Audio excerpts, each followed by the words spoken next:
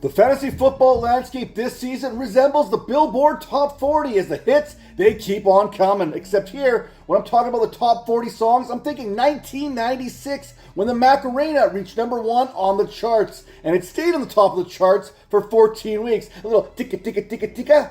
Ticka ticka ticka, hey Macarena. Now here is hoping the hits to the wide receiver position don't last that long. In week 6, we saw both Marvin Harrison Jr. and Chris Olave exit early with concussions. We also witnessed the waiver wire wonder in Dontavian Wicks give way to a shoulder injury. As always, be sure to monitor those injury reports leading up until kickoff. Fantasy managers catch a bit of a break this week. Instead of 4 teams hitting their bye weeks as they had the previous 2 weeks, we have just 2 teams resting, the Chicago Bears and the Dallas Cowboys. That means no CeeDee Lamb, no DJ Moore, Keenan Allen, or Rome Odunze. Now it is time to discuss the players that are available for your fantasy football lineups.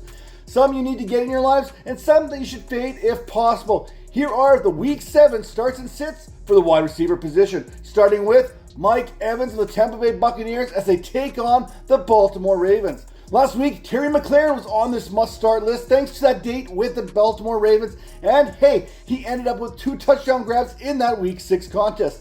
This week, here's to another pair of touchdowns, this time for Buccaneers wide receiver and future Hall of Famer, Mike Evans.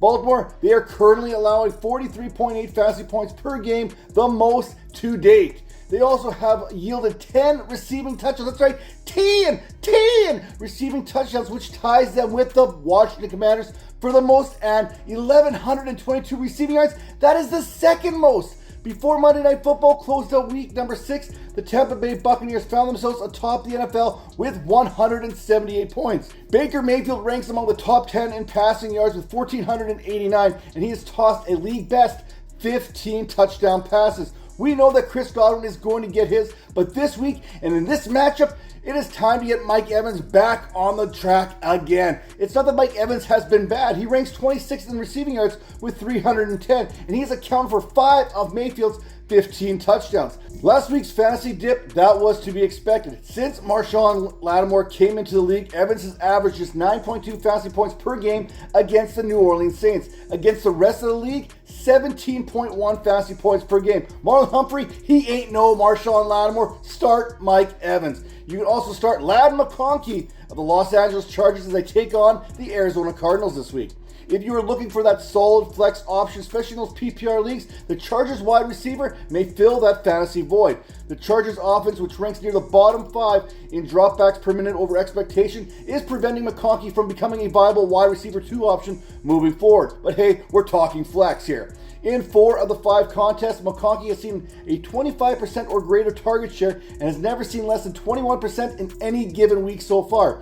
Perhaps even more impressive is the 32% of the air yard share from last week. McConkey is tough to trust any given week, but this week the Chargers are heading to the desert on a horse with no name to take on the Arizona Cardinals team that just surrendered 20 fantasy points to Romeo Doubs a week ago. A Cardinals team that is currently allowing the 10th most fantasy points this season to opposing wide receivers, and they are allowing nearly 37 fantasy points per game. While it may not happen again, considering this is still a Greg Roman type offense, coming out of the bye, the Chargers and Justin Herbert dropped back 38 times. That is 9 more than any other contest this season. And my third start of the week, it is Deontay Johnson of the Carolina Panthers taking on the Washington Commanders. While the Commanders defense has been playing much better of late, 7th fewest fantasy points per game to opposing wide receivers in the last 2 weeks at 22.4, they have still allowed 10 touchdown receptions and over 1,000 yards in 6 contests. Deontay Johnson is a solid play as any this week. In 3 of his last 4 contests, he has received at least 75 yards along with 6 receptions and 10 targets.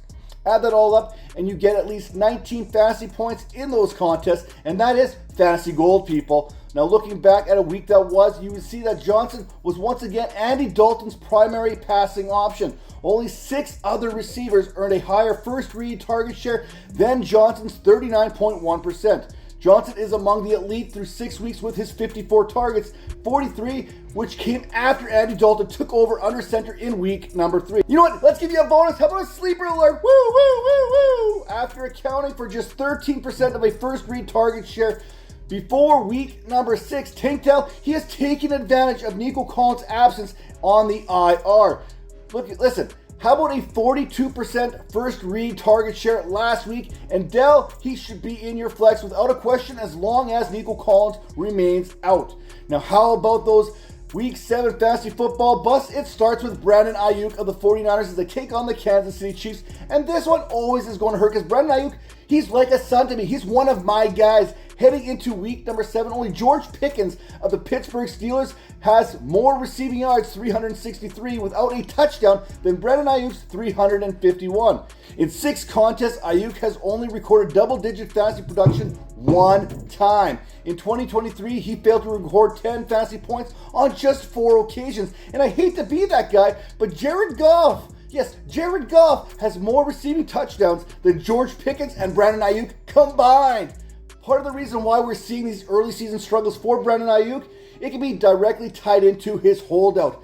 Last season, Ayuk's first read target share was 27.4%. Early on here in 2024, that first read target share is down to 22.1%. This week's opponent, the Kansas City Chiefs, whose defense has allowed just the 8th fewest fantasy points per game to wide receivers, is a reason you need to fade Brandon Ayuk. Now, the second wide receiver I'm fading is Garrett Wilson of the New York Jets at the Pittsburgh Steelers. Garrett Wilson came through last week for fantasy managers with some much needed fantasy production in a less than favorable fantasy matchup against the Buffalo Bills on Monday Night Football. A game in which Garrett Wilson took over the league lead in targets. Like they say, another day, another difficult fantasy matchup awaits.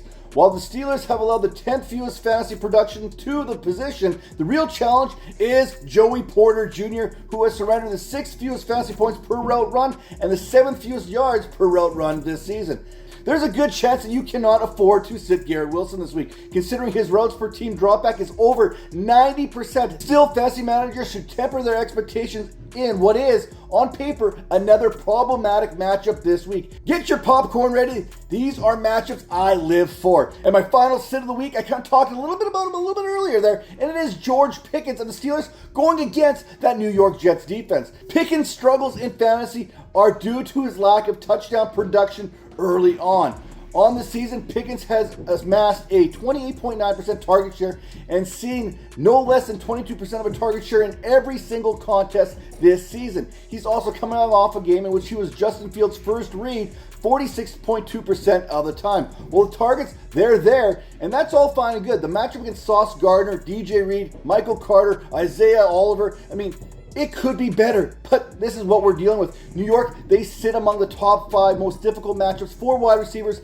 in fantasy football, allowing less than 25 fantasy points per game so far this season. And unless Pickens can channel his inner Matt Collins, I don't see Pickens hitting pay dirt this week. With Pickens' lack of touchdown production so far and facing a tough matchup this week, fantasy managers are best to fade the Steelers pass catcher in favor of another receiver with a more favorable matchup. On a points per game basis, Pickens 10.1, that ranks him 48th amongst wide receivers. Some other wide receivers that you should consider over George Pickens include Jordan Addison, Brian Thomas Jr., Josh Downs, Darnell Mooney, and my man Wan'Dale Robinson. With that being said, consider heading over to RotoBaller.com right now for all the latest news and analysis, and head over to the RotoBaller Discord channel